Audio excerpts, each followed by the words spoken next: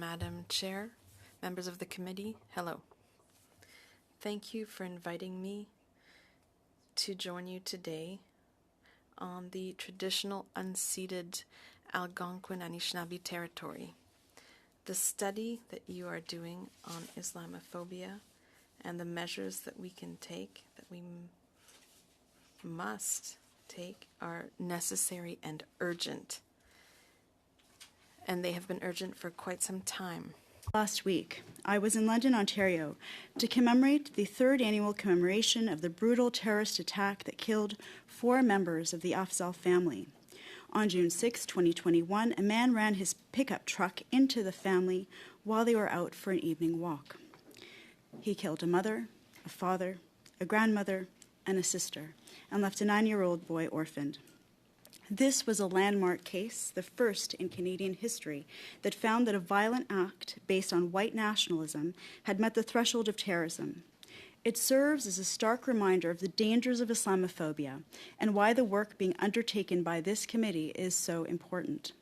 The attack on the Afzal family followed the equally devastating 2017 mass murder at the Quebec City Mosque when a man entered and opened fire, killing 6 worshippers and injuring 19 others.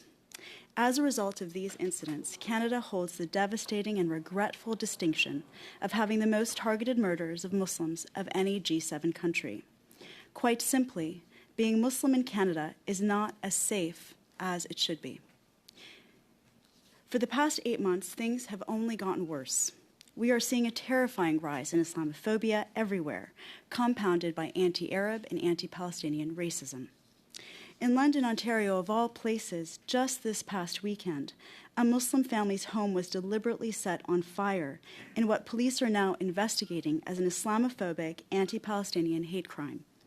I spoke with a family member last night who told me, had they been at home, had they rushed to open the door to see what was going on, a family member would have certainly been engulfed in the flames that spread across the front porch and door of the house.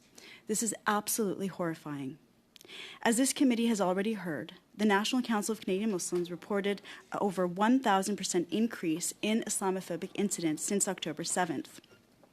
Nasiha Mental Health Organization reported an alarming 600% increase in helpline calls in the first 5 weeks after the war began.